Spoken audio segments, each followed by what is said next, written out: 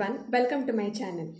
Today we are exploring into a very important and a crucial topic, that is hyperthyroidism.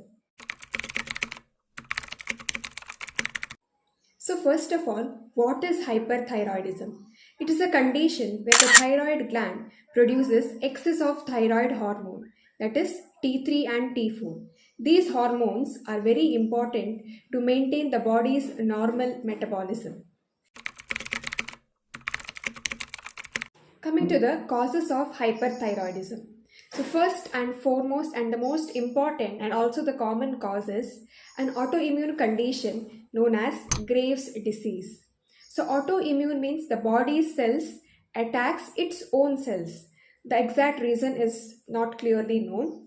But yeah, so the autoimmune condition known as Graves' disease can lead to the development of hyperthyroidism, which is the most common cause. Second one is diet. Diet rich in iodine or maybe consumption of cruciferous vegetables, that is cabbage and cauliflower, which contains a substance known as goitrogens. Goitrogens are the substances which can develop goiter, that is nothing but swelling of the thyroid gland, visible swelling of the thyroid gland. So this can again lead to the development of hyperthyroidism. Third one is thyroid nodule. So nodule is any kind of growth. So any growth in the thyroid gland triggers the thyroid gland to develop or to produce excess of thyroid hormones, leading to hyperthyroidism. Fourth one is thyroiditis. Inflammation of the thyroid gland can also lead to the development of excess production of thyroid hormone, hence leading to hyperthyroidism. Fifth one is medication. Mainly if a person is suffering from hypothyroidism and he takes the medicine for hypothyroidism for a long period of time, right, or in a larger dose, then there are chances that he can eventually develop hyperthyroidism. Sixth one is stress. Seventh one, and the rare cause is thyroid cancer. Eighth one is a positive family history, or I can also put it as genetic predisposition. And ninth one is any disease in the pituitary or hypothalamus. So the pituitary gland and hypothalamus regulates the functioning of the thyroid gland and also regulates the release of thyroid hormone. So any disease in these two glands, that is disease in the pituitary gland or hypothalamus, can lead to the development of hyperthyroidism. So these are the 9 main causes for the development of hyperthyroidism. Although anyone can be affected from hyperthyroidism, but most commonly affected are women and also people between the age of 20 to 40 years and people who have an associated autoimmune condition. So what are the symptoms of hyperthyroidism? How do we come to know that a person is suffering from hyperthyroidism? The symptoms are, first one is rapid weight loss, second one is increased appetite, third one is diarrhea or loose motion, fourth one is sleeplessness, the person is not able to get sleep, fifth one is tremors, sixth one is heat intolerance, the person is not able to bear heat, seventh one is goiter, that is a visible swelling in the neck.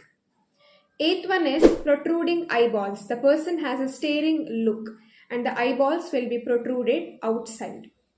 Ninth one is excess sweating and 10th one is excess itching of the body. 11th one is the hair and nail will become very soft and fragile. Fragile is they break easily. 12th one is irregular menses.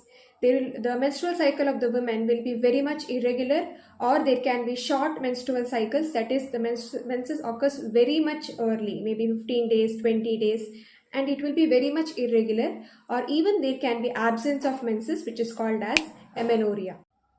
13th one is anxiety and nervousness. 14th one is muscle weakness.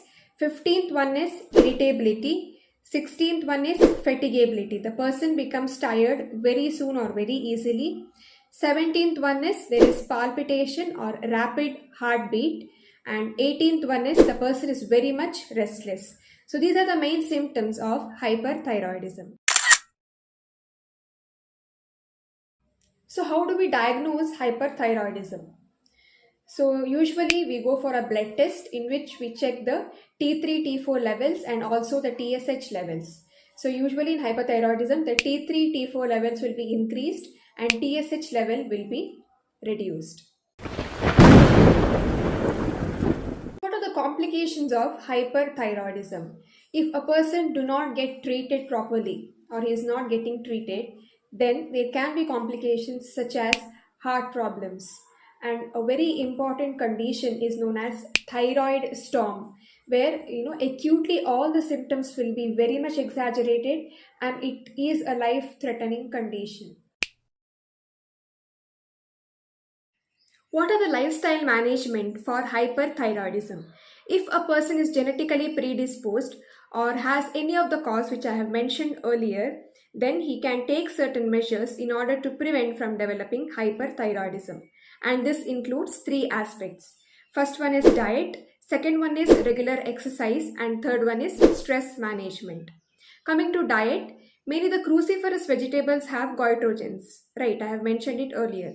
So when these cruciferous vegetables are cooked properly or cooked adequately, their goitrogenic effects reduces.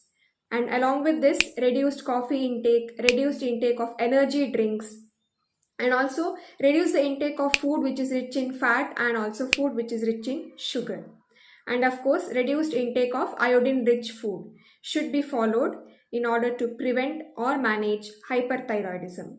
Next, coming to exercise, regular exercising should be done. And then third one is stress management techniques should be adopted. That's it for today's video. I hope this was useful. If it was, do share it with your friends and family, and do remember to subscribe to my channel and start your journey on being healthy. If you have any doubts or any questions, please put it in the comment section below. Thanks for watching. I'll see you in the next video. Until then, goodbye.